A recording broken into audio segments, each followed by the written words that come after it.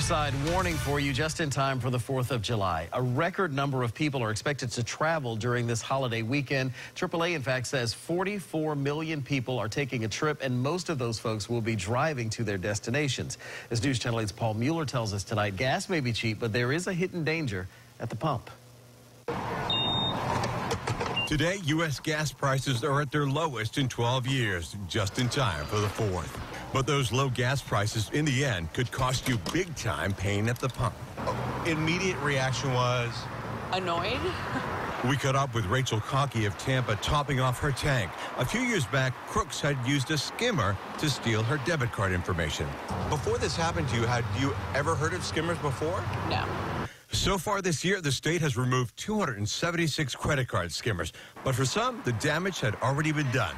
Crooks had used Rachel's card to the tune of $400. Luckily, though, she got it back. So you're here at the pump. What did you do today? The same thing I do every time. Which is? Use my debit card.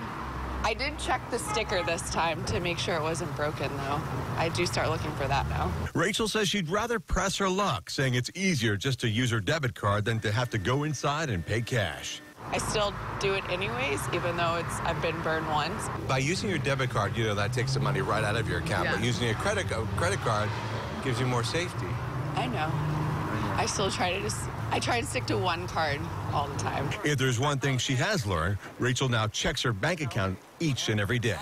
So I'm very vigilant when it comes to that.